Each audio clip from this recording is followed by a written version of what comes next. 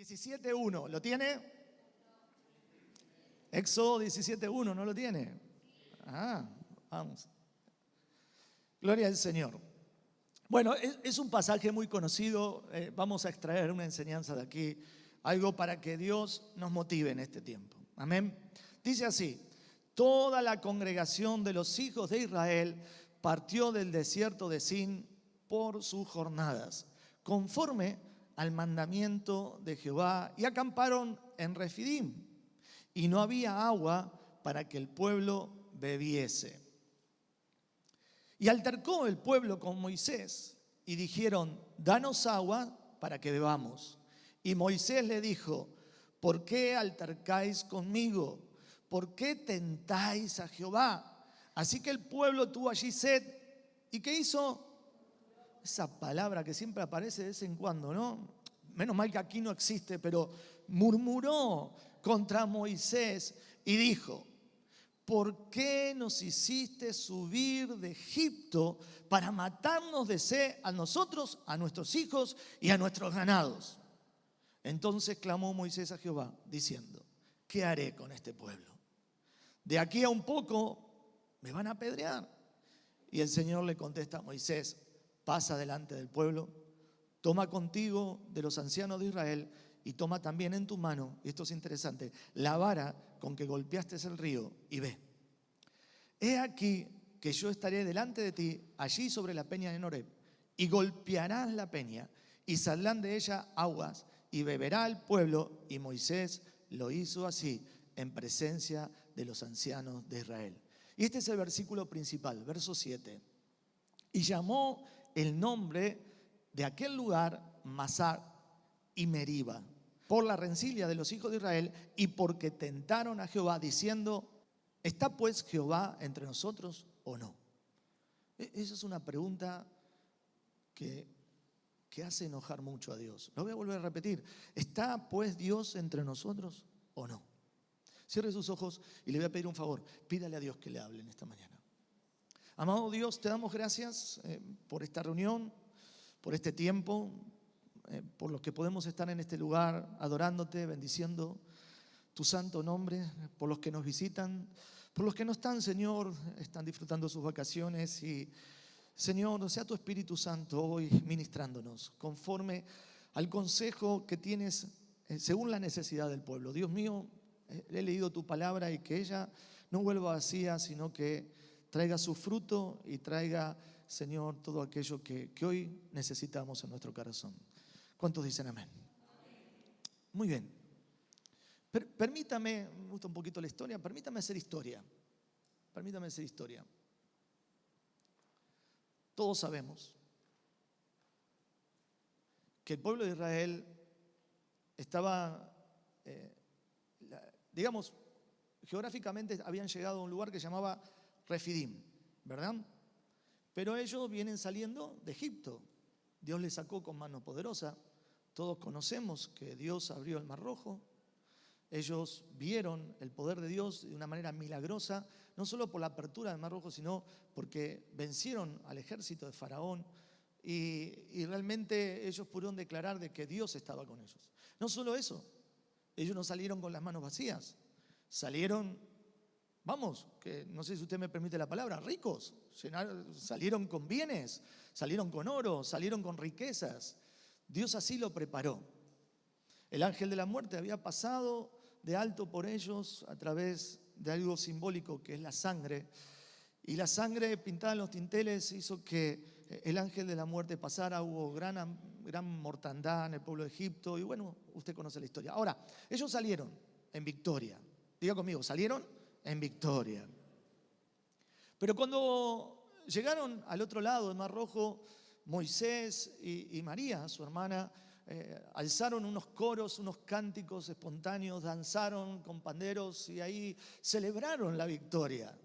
Reconocieron a Dios, reconocieron que Dios había hecho un milagro maravilloso en medio de ellos. Ahora, una vez que cruzaron el Mar Rojo, celebraron la victoria, dieron honor a Dios, engrandecían a Dios, exaltaban a Dios, incluso de manera profética. Fue algo tremendo, porque yo quiero que usted lo entienda, fue algo tremendo esa celebración. Hasta hoy el pueblo de Israel celebra en su historia, en su recordatorio, esa liberación de la esclavitud del pueblo de Egipto, ¿verdad? Es uno de los milagros más recordados en la historia del pueblo de Israel. Ahora, yo quiero hacer una historia después de que ellos cruzaron el Mar Rojo. Ellos tenían una promesa. Ellos iban camino a la tierra prometida. Y yo no les estoy contando nada que ninguno de vosotros sepáis. Ellos iban camino a la tierra prometida. Partieron desde el desierto de Shur, anduvieron en el desierto sin hallar agua, dice la Biblia. Y ahí empezaron los pequeños destellos de las quejas del pueblo de Israel. Dice que llegaron a Mara, ¿sí? Mara significa aguas amargas, y dice que murmuraron. Ahí empieza la palabra murmurar. Murmuraron contra Moisés. Siempre alguien la tiene que ligar, ¿no? No sé, Moisés, el pastor, alguien la tiene que ligar siempre, ¿verdad? Alguien tiene la culpa de todo lo que pasa. Diga conmigo, nadie tiene la culpa. Las circunstancias, pueden seguir repitiendo, las circunstancias son las circunstancias. Y que sepa que tú y yo vivimos en las circunstancias. Aprendemos de las circunstancias, y también sufrimos en medio de las circunstancias. Y Dios tuvo que hacer un nuevo milagro. Un nuevo milagro. Había un árbol por ahí, no sé qué tendría el árbol. Lo pusieron en el agua y las aguas que pasó se convirtieron en aguas dulces, aguas ricas, ¿verdad? Apetecibles. Porque la Biblia dice, endulzaron las aguas. Se ve que eran amargas, las endulzaron, le pusieron azúcar. Allí le dio, dice la Biblia, estatutos, ordenanza. Que bueno, ¿no? Es como que Dios dice, bueno, te has portado mal, va a haber un correctivo, murmuraron, vamos a solucionar el problema, vamos a hacer un milagro, pero, digan conmigo, pero. Siempre Dios, después de una circunstancia, de una prueba, de una dificultad, dará estatutos, dará mandatos, te enseñará cómo seguir caminando. Siempre, siempre después de una prueba, tú tienes que aprender que hay cosas nuevas, hay ordenanza de Dios, hay estatutos, hay mandatos. Dios corrige, Dios nos encamina, Dios nos encausa. Benditas pruebas. ¿Cuántos dicen amén? Bueno, que así sea. Pero también dice algo interesante. Siempre que Dios habla en el desierto, dice que allí los probó. Los probó. Porque yo pensaba, cruzaron el Mar Rojo, celebraron, vieron la victoria de parte de Dios, vieron su grandeza, salen del desierto de Shur caminando, llegan a Mara, y ¿por qué no hay agua en condiciones si Dios los está llevando? ¿Por qué nos enfrentamos a las pruebas de la vida si Dios está con nosotros? ¿Por qué a veces la cosa se viene en adversidad, se vuelve en adversidad? Si Dios prometió, así como nos liberó, así como nos salvó, estar con nosotros todos los días. Diga conmigo, para probarme. Para probarme. Los desiertos, si usted quiere representarlo de alguna manera, desierto igual, prueba. Siempre desierto igual, prueba. Desierto es, no hay nadie a mi alrededor, estoy solo, a veces no encuentro salida, hago todo con mi fuerza y no logro nada. Los silencios de Dios se hacen muy profundos, pero Dios sigue estando. Si Dios abrió el Mar Rojo, Dios les iba a dar agua. Sin embargo, por unos días las aguas no eran bebibles. Interesante. Yo le voy a dar una serie de tips, digamos, para poder llegar a la palabra que quiero compartir. Les estoy contando la historia de cómo viene desarrollándose el pueblo de Israel después de que vio ese gran milagro y pasó en seco por el Mar Rojo. Llegaron a Elim. Dice que había 12 fuentes de agua, 70 palmeras. Qué lindo que es Dios. Después de la prueba viene el refrigerio. Bendito refrigerio. 70 palmeras, 12 fuentes de agua. ¡Wow! En el desierto, donde no hay nada. sea, ¿vieron como en esas películas que vienen caminando, el actor principal se está muriendo y ve visiones y parece que no y parece que sí, y de repente era verdad, estaban las palmeras y el oasis ahí, 70 palmeras, y dice que acamparon ahí, ¿no? Y yo veo que cuando veo tanta grandeza, tanta provisión de Dios, el pueblo habrá dicho, madre mía, pensá que nos quejamos en Mara, Dios, y ahora mira dónde estamos. Estamos como hace Wilson cuando vamos a alguna playa, pone su hamaca, se duerme su siesta y pasa de todo el mundo. Por cierto, hacemos un paréntesis, muy buena la imagen del asado, ¿eh? ¿Vimos salir en la llamita? ¿Qué asado vamos a comer los hombres? Qué bueno, qué lindo, qué rico. Algún día le vamos a hacer algo a las mujeres, algún día le vamos a hacer algo a las mujeres. Bueno, muy bien. Dice que acamparon allí. Partieron y llegaron al desierto de Sin. Partieron, dice la Biblia, y llegaron al desierto de Sin. ¿Sabe? Hasta ahí íbamos 2 meses y 15 días. Ya había pasado de todo. Durante 2 meses y 15 días ya hasta habían murmurado, ya se habían quejado, ya la cosa, qué rápido, ¿verdad? Qué rápido nos olvidamos de que Dios hace algo bueno con nosotros, viene la prueba y ya rápidamente nos olvidamos. En 2 meses, 15 días, el pueblo de Israel se olvidó de todo. Desde el Mar Rojo. Pero en el medio Dios ya había dado aguas dulces. Siempre criticamos al pueblo de Israel, ¿no? Pero qué parecidos que somos. Qué parecidos que somos. ¿Y qué pasó? Cuando llegaron a Sin, murmuraron contra Moisés y ahora se agrega otro más. Y contra Aarón. Murmuraron. Nuevamente esa palabra, murmuraron. ¿Qué significa murmurar? Hablar mal. Quejarse. Quejita. Hablar mal. Eso significa murmurar. ¿Y qué hace Dios? Bueno, esa murmuración ya fue más grande. Incluso leerla me da vergüenza. Nos sacaste de Egipto, cuando comíamos pan en abundancia, rabanitos, cebolla, no sé, la verdura que había ahí, comida que a mí no me gusta, para nada. Yo no viviría en Egipto, para nada. ¿Verdad? Empezaron a quejar, dice, nos sacaste de aquí para matarnos de hambre. Pero no entendieron nada.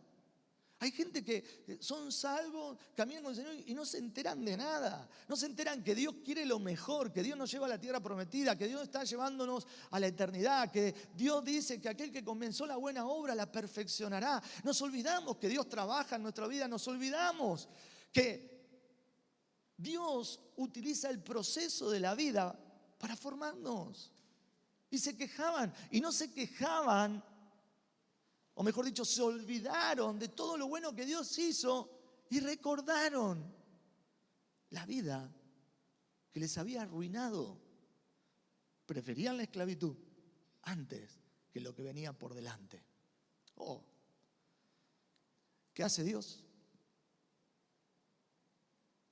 Le dan maná, una comida celestial. Y Dios es tan bueno que dice, mira, te voy a dar en abundancia, pero tendrás que tomar tu medida para cada día según la cantidad de familia, ¿no? Un gomer es una medida para cada día. Ya no faltó el listo, siempre hay un listo. Diga conmigo, siempre hay un listo que quiere tomar la chicana. ¿Sabes lo que es una chicana? Tomar la curva de una manera más, digamos, más aventajada. Y quisieron, tomaron de más. Ya que hay mucho, tomamos de más, ¿verdad? Y Dios le dijo, yo te doy estatutos, te doy ordenanza, cumple lo que yo te digo y te irá bien. No, haz lo que tú quieras y te irá bien, te va a ir bien. No, cumple lo que yo te mando y te va a ir bien. ¿Y qué pasó con ese maná? Los que saben historia, se pudrió. Se pudrió. El único día que podían tomar de más era el viernes, porque el sábado, día de reposo, ellos tenían que tomar por partida doble, porque ese día era santo al Señor. Entonces, les cuento la historia para que entendáis un poco cómo es que vivió el pueblo de Israel. ¿Por qué un pueblo que tenía que tardar 40 días hasta la tierra prometida tardó 40 años. 40 años. 40 días, 40 años. Es increíble. Porque empezaron mal. Empezaron murmurando, empezaron quejándose, empezaron a ver lo que no tenían que ver. ¿Tú crees que si Dios te ha rescatado, te ha salvado, y como siempre decimos los predicadores, el propósito de Dios no se va a cumplir? ¿Tú crees que para qué te ha llamado Dios a tu vida? A su reino. ¿Sabes lo que aprendo de esto? Aprendo lo siguiente. Aprendo, José Manuel, me olvidé de pedirte la agüita, discúlpame. Aprendo que tomamos malas decisiones en medio de las adversidades, que postergamos todo lo que Dios tiene para nuestra vida por el hecho de no tener las mejores actitudes y las mejores reacciones a la hora de ser formados por Dios. Postergamos lo que Dios tiene para nosotros a través de la queja, de la murmuración, etc. ¿Sabe cómo se llama mi prédica? Entre la prueba y la rencilla. Entre la prueba y la rencilla. ¿Por qué? Porque el verso 7 dice así: y llamó el nombre de aquel lugar Masá. Y Masá significa en hebreo prueba. Y Meriba, porque Meriba significa rencilla. Por la rencilla de los hijos de Israel y porque tentaron al Señor diciendo. Esta pregunta es tremenda. ¿Está pues el Señor entre nosotros o no? Y quédese con esta pregunta. ¿Está Dios conmigo o no? ¿Está Dios conmigo? Muchas gracias, amado hermano. ¿Está Dios conmigo en medio de la adversidad, en medio de las pruebas, en medio de dificultades o no? ¿Está Dios conmigo en todo momento o no? En esta situación difícil que me está pasando, ¿está Dios conmigo o no? Se me reveló el agua.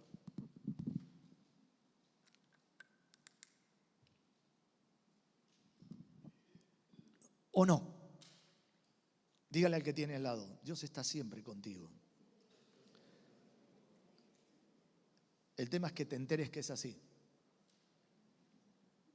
Yo entiendo esto y reflexiono, ¿verdad? Lo siguiente, vivimos en un mundo de verdad que muchas veces nos hace vivir bajo presión. Vivimos bajo presión, la sociedad vive bajo presión. No nos damos cuenta, pero vivimos bajo una presión social, política, económica. Nos preguntamos qué pasa con la economía, que luchamos con nuestra salud, nuestros hijos, nuestro trabajo, cumplir las demandas. Vivimos ciertamente bajo presión. La rutina nos agobia, nos agobiamos. Vivimos en un mundo muy acelerado, muy acelerado. Ya prácticamente incluso hay un abuso laboral donde las personas ya ni siquiera pueden defender sus derechos, tienen que trabajar 10, 12 horas. Es indigno, pareciera indigno, injusto socialmente. Vivimos bajo presión. El enemigo de nuestras almas está usando todo esto para influenciar una presión en el mundo espiritual de las tinieblas, donde aún los hijos de Dios somos afectados. Porque también nosotros vivimos bajo presión. Pero hay una diferencia entre ellos o aquellos y nosotros. Es que Dios está con nosotros. Por eso Dios se molestó cuando el pueblo dijo o murmuró y hizo esta pregunta: ¿está pues el Señor entre nosotros o no? De verdad, el pueblo de Israel se atrevió a hacer esta pregunta. No fue suficiente ver al Mar Rojo abrirse. No fue suficiente que las aguas amargas se convirtieran en aguas dulces. No fue suficiente que Dios les protegiera, que Dios les ayudara. No fue suficiente que le diera maná. Yo veo el amor de Dios. Pero ellos veían a un caudillo, ellos veían a un líder, veían a Moisés, se quejaban contra Moisés, le echaban la culpa a Moisés. Pero ellos lo que no sabían es que Moisés cumplía las órdenes de Dios. No sabían que Aarón iba a oficiar de sacerdote, iba a oficiar de intermediario, iba a oficiar en algo tan sagrado y santo que era el servicio hacia Dios. ¿Cuántos están leyendo Levítico en el tiempo con Dios? Los holocaustos, las ofrendas, qué importante. Y Dios nos llamó a ser todos reyes y sacerdotes. Dios nos llamó a nosotros a ministrar a Dios. Esto le molestó tanto a Dios que yo empecé a encontrar en la Biblia de que Dios muchas veces tuvo que recordar que ese hecho Él lo tiene muy en cuenta. De hecho, vamos al Salmo 95 y al final del verso 7 dice: si oyereis hoy su voz, no endurezcáis vuestros corazones, como dice, como en Meriba, como el día de Masab en el desierto. No endurezcáis vuestros corazones. Ellos no estaban escuchando a Dios, estaban viendo circunstancias, estaban viendo realidad y no veían la verdad de Dios. No oían la verdad de Dios, no oían que Dios les dijo: les llevo para ir a una tierra prometida, les llevo para ir a un lugar donde fluye leche y miel, un lugar que será diferente, un lugar que será territorio vuestro. Ahí voy a gobernar, ahí me voy a glorificar en medio de mi pueblo. No lo entendieron. No entendieron que Dios tiene lo mejor, que Dios tiene pensamiento de bien para nosotros. No entendieron que Dios siempre, siempre tendrá en cuenta tu vida, mi vida, para bien. Para bien.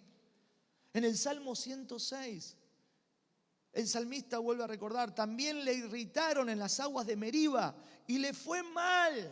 Le fue mal. Y no solo le fue mal a él, sino hicieron pecar a Moisés,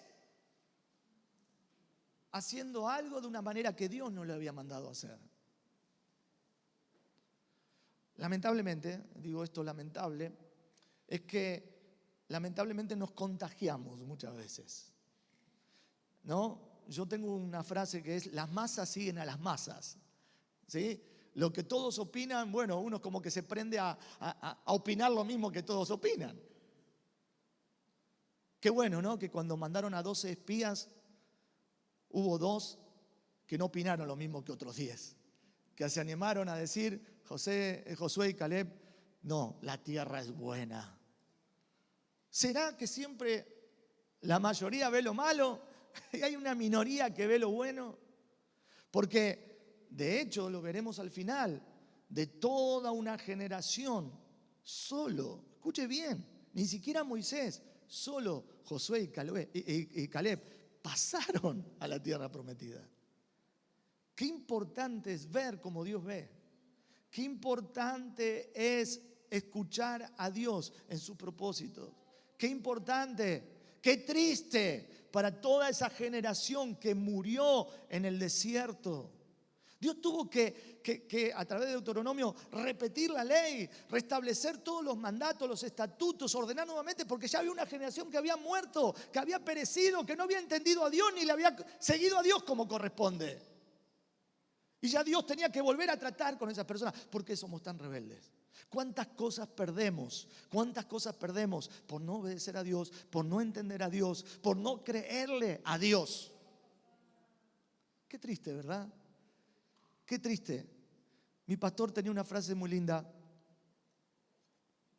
Muchas veces el cristiano se muere de hambre con el plato lleno arriba de la mesa, teniéndolo todo para ser feliz, teniéndolo todo para disfrutar de una vida de plenitud, lo echa todo a perder. ¿Lo entiende? Debemos tener actitudes correctas y una lectura correcta de la vida.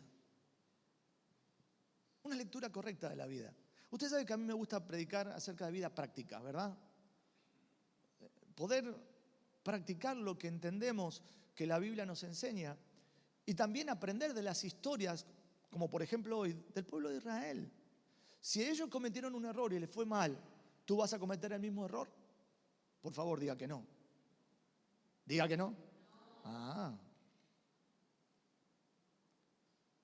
Queremos hacer lo mejor para Dios.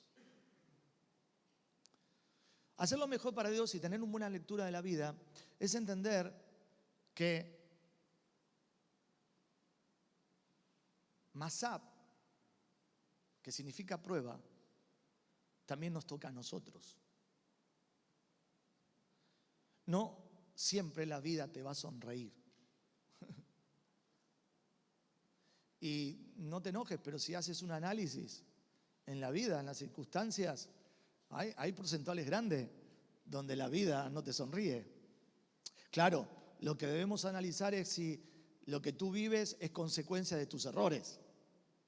Ahora, si no son consecuencia de tus errores, porque dice que la Biblia que todo lo que el hombre siembra, eso va a cosechar. Si no son consecuencia de tus errores, es consecuencia de que Dios en la vida te prueba. Y es así de sencillo. Como el apóstol Pedro nos dice, que no nos debe sorprender el fuego de la prueba que ha sobrevenido sobre nosotros, como si algo raro aconteciese. No es raro que Dios te pruebe. No es raro que Dios te haga una evaluación, pero Dios te pone en prueba, te evalúa para que tú te examines. El desierto es para que tú leas tu corazón, para que tú veas tu interior, para que tú te conozcas a sí mismo. Te llevé al desierto para probarte, para conocerte, para que te conozcas. Yo siempre digo que en los peores momentos de la vida es cuando a lo mejor sale lo peor de nosotros. Sale lo peor de nosotros, ¿o no? ¿Sí? Por eso necesitamos tener actitudes correctas y debemos tener una lectura correcta de la vida. Muy bien. Permítame desarrollar 3 puntos cortos para que de alguna manera tengamos herramientas a la hora de la prueba, a la hora de dificultad o a la hora del tiempo difícil en la vida. ¿Amén? ¿Cuánto le gustaría tener herramientas? ¿Cuánto le gustaría tener algo guardado y reservado para que cuando llegue ese momento diga, aquí saco todas las herramientas que el pastor Claudio me predicó el domingo pasado y las voy a poner por obra? Número 1, diga conmigo número 1. Me gusta el consejo del apóstol Pablo en Efesios 6:18. Orando en todo tiempo con toda oración y súplica en el Espíritu. Orando en todo tiempo con toda oración y súplica en el Espíritu. Esto es sencillo. ¿Qué me hace espiritual a mí? ¿Qué me lleva a ser espiritual a mí? La única manera de ser espiritual es una relación con Dios. Tener una relación con Dios. Cuando el apóstol Pablo dice orando en todo tiempo, me está diciendo mantente en relación con Dios. ¿Sí? Orando en todo tiempo. Orando en todo tiempo dice hablando con Dios siempre, en todo tiempo. Luego dice haciendo oraciones. O sea que es un poco más, es no mi intimidad propia, personal, relacional con Dios, sino que todo, digamos, objeto de situación de mi vida, la debo llevar a Dios en oración. Y después dice, con toda súplica en el Espíritu. Eso ya habla de una profundidad relacional. O sea que habla de dejar que el Espíritu Santo, que intercede, y también nos enseña la Biblia, el apóstol Pablo con gemidos indecibles, con un lenguaje que tal vez nosotros humanamente no podemos entender, pero que el Espíritu Santo sabe cómo llegar a Dios y podamos discernir en una vida espiritual para qué sirve todas nuestras situaciones. Claro, pedir esto hoy en el siglo XXI, y hablar de estas cosas suena como, pero hermano, es el consejo que Dios nos da a través de la palabra, y el apóstol Pablo nos dice, orar en todo tiempo, orar. ¿Sabe? Tengo la leve sensación, hermano, de verdad, que estamos en tiempos donde orar se está desvirtuando. Orar es oro para cumplir, oro. No está esa oración espiritual. Esa oración donde me meto, esa oración que lleva tiempo, que no son de 2 minutos, ni de 5, ni de 10.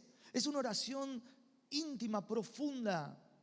Tengo esa sensación de que la presión que vivimos, como decía anteriormente, nos está robando nos está robando la profundidad de la oración. Cuando tú no oras, o sea, no tienes relación con Dios, las cosas en la vida, las situaciones en la vida, las vas a ver de manera humana. Y cuando tú ves las cosas de manera humana, vas a hacer todo lo humanamente posible por solucionarla. Y ahí es cuando la liamos. Ahí es cuando nos quejamos, ahí es cuando murmuramos, ahí es cuando lo vemos todo gris o todo negro como en la iglesia. Si usted ve todo negro, mira el cielo y está blanco. ¡Wow! Mira, salió bien la cosa. Claro, hombre. Humanamente posible, porque uno dice, hice todo lo que tenía que hacer, está bien. ¿Y lo otro? Lo más importante, o Dios no le dijo al pueblo de Israel, le saco con manos poderosas, le llevo a un lugar tremendo, o sea, le llevo a un propósito, le llevo, vamos, que Dios se encarga de nosotros. De verdad, no sé si usted está de acuerdo conmigo, no hace falta que me lo diga, medítelo en su corazón. Pero yo creo que esto de la oración profunda, de oración que lleva tiempo, de entrega, de intimidad, si ponemos el medidor de oración, ¿no? ¿Cómo le podríamos decir? Oraciómetro. El oraciómetro, no sé cómo estaría. ¿Lo ponemos? No. Póngaselo después, vaya a casa y póngase el oraciómetro. Y uno dice, bueno, no tengo oraciómetro. Sencillo, coge un papel, anota cuánto oraste el lunes, cuánto has orado el martes, cuánto has orado el miércoles.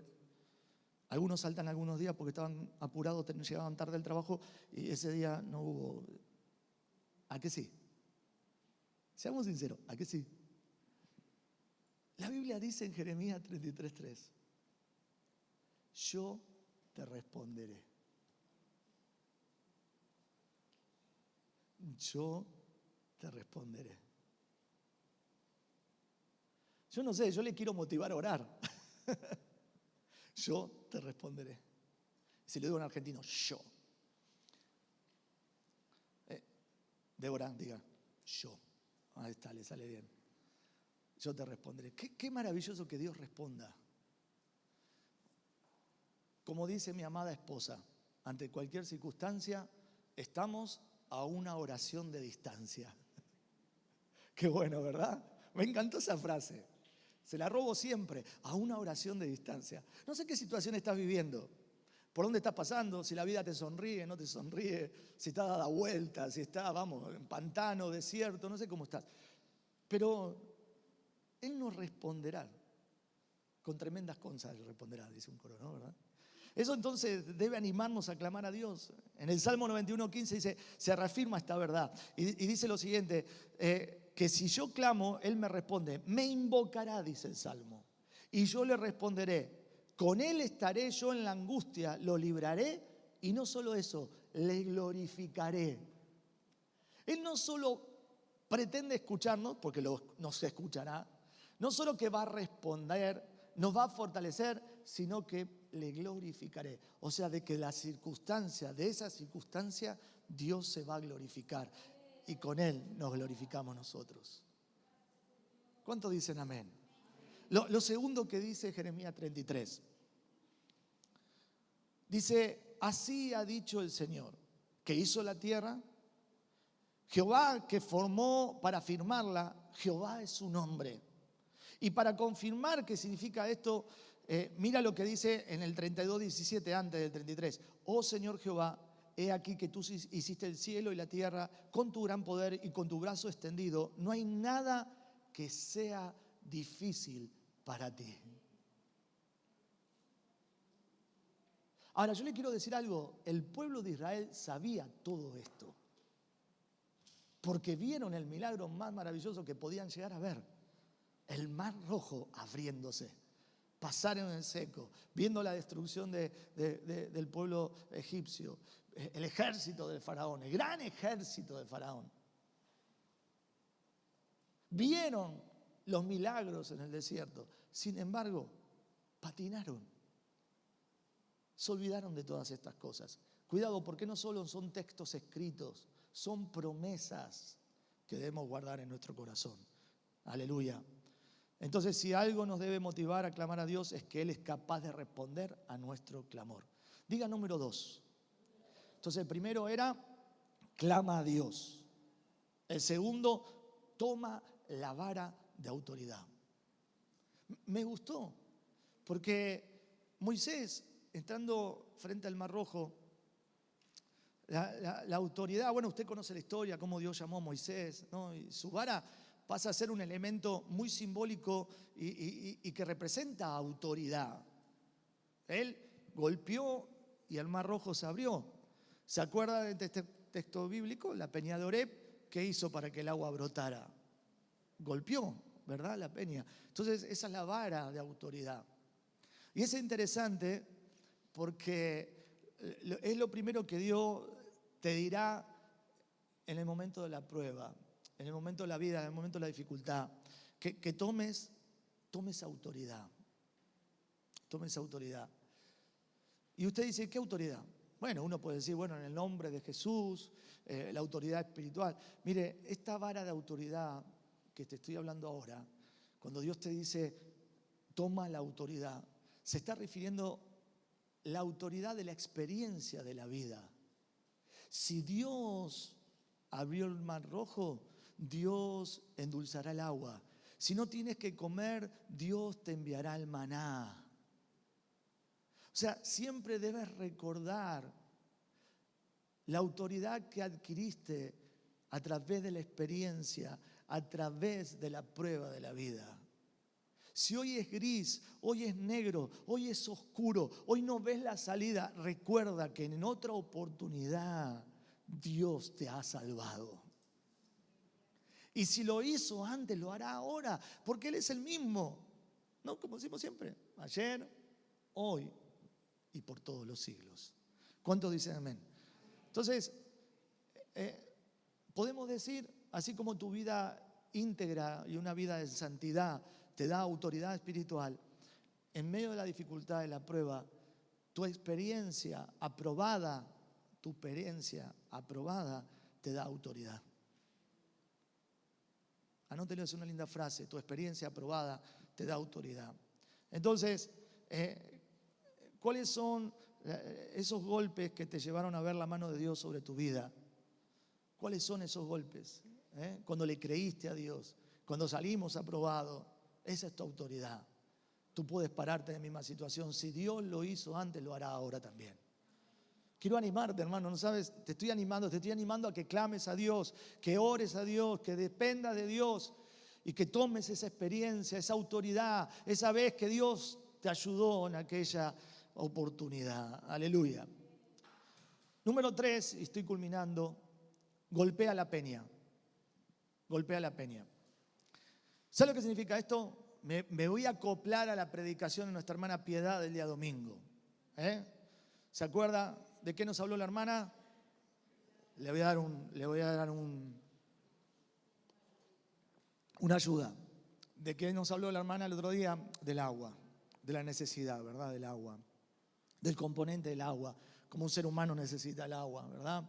Y lo explicó muy bien y nos ayudó a entender. Pero definitivamente el agua, la fuente verdadera del agua, o espiritualizando esto, llevándolo en un contexto metafórico, la fuente del agua es Jesucristo. Es Jesucristo. O sea, había un pueblo que no tenía agua. Y usted sabe que la peña de Oreb es algo que tipifica a Jesucristo, el agua, la provisión de Dios, la fuente de Dios. Y yo entiendo a través de este punto de que debemos vivir por fe. La fe en Jesucristo. Porque nosotros creemos en Cristo.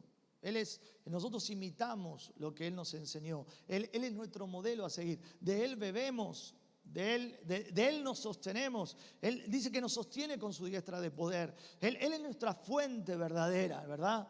Entonces, golpea la peña, recurre a tu amado Señor, recurre a tu hermano mayor, recurre a Cristo a través de la fe en medio de las circunstancias, ¿verdad?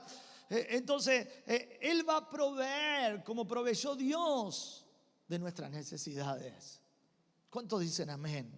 Él es la fuente del agua viva. Él es la fuente de bendición y el dador, escuche bien, el dador del Espíritu Santo. Recuerde que en esta tierra el que hace la obra es el Espíritu Santo. El que está formando en nosotros ese hombre interior que se está desarrollando, lo hace el Espíritu Santo. ¿Sabe? Encuentro un consejo del apóstol Pablo en Corintios. Y él, hablando acerca de algunas cosas, él vuelve a recordar, escuche bien, vuelve a recordar lo que pasó en Meriba. Y dice así, 1 Corintios 10, verso 1. Porque no quiero, hermanos, que ignoréis que nuestros padres, todos estuvieron bajo la nube y todos pasaron el mar. Están hablando de la bendición que Dios tuvo, están hablando de cómo Dios cuidó a su pueblo. Y todos en Moisés fueron bautizados en la nube y en el mar. Y todos comieron el mismo alimento espiritual. Todos. ¿Cómo puede ser que algunas personas pasan la prueba y otras no? ¿Cómo puede ser que hay personas que son capaces de tomar todas las armas espirituales y otras no? Cuando todos comemos y todos bebemos de los mismos elementos, de las mismas armas espirituales. Esto es creerle, hermano, es tener fe. Y ya tenemos la experiencia de nuestro pasado, ¿verdad? Tenemos la experiencia que nos cuenta la Biblia. Todos comieron el mismo alimento espiritual. Y todos bebieron de la misma bebida espiritual, porque bebían de la roca espiritual que los seguía. Y la roca era Cristo. Ahora escuche, yo me asusto cuando aparece el pero en la Biblia. Me da cosita, porque me ayuda a entender que siempre hay una alarma, que siempre Dios nos advierte, pero de lo demás, de ellos, no se agradó Dios, por lo cual quedaron postrados en el desierto. Quiere decir que la Biblia nos advierte que hay dos maneras de tomar las circunstancias en la vida, la formación de la vida, el trato de la vida, de cómo Dios va formando a su pueblo, de cómo Dios quiere glorificarse. Y una es espiritual y otra es humana. Yo siempre digo lo siguiente, en el peor momento de tu vida, en la peor situación de tu vida, en los momentos difíciles de tu vida, no tomes decisiones. No las tomes, porque hay un gran porcentual de equivocarte. Dios nos llama a meditar. Dios nos llama a orar. Dios nos llama a tomar autoridad. Dios nos llama a golpear la peña. No es cuestión de arrebatadamente decidir y luego cometer un error y luego dar vueltas en el desierto. A mí me gusta una expresión, vagaron en el desierto. Vagaron en el desierto. Hay un hombre aquí en la esquina, se llama José, siempre hablamos con él, duerme en la calle aquí abajo, en un techo que hay aquí abajo. Y como yo vengo todos los días a la iglesia, un día me lo encuentro aquí, otro me lo día en la esquina, el otro día me lo encuentro en la otra esquina, el otro día me lo encuentro, depende de dónde va, siempre me lo encuentro. ¿Y qué le pasa? Él no tiene lugar fijo, no tiene sentido, no tiene, tú hablas con él, no, yo quiero aquí, no, a mí no me debe comer, no, yo no quiero nada, o sea, el hombre no quiere nada, no. ¿Y qué hace? Vaga, camina, da vueltas. ¿Y dónde lo encontramos? Siempre en el mismo lugar, da vuelta. ¿Lo quieres ayudar? No quiere. ¿Le quieres dar de comer? No, porque tiene miedo que lo intoxiques. ¿Quiere hacer esto o aquello? No, siempre vagaron en el desierto. Hermano, vagar es perder el tiempo, dar vueltas sin sentido. Y es lo que le pasó a esta gente por no entender que Dios tenía un futuro glorioso para ellos. Yo veo un futuro glorioso para todos y cada uno de nosotros. Porque Dios tiene lo mejor. Quiere lo mejor en tu vida. Pero una de las cosas que más me asombra de Dios es que Dios no solo tiene lo mejor, sino que quiere que lo entiendas.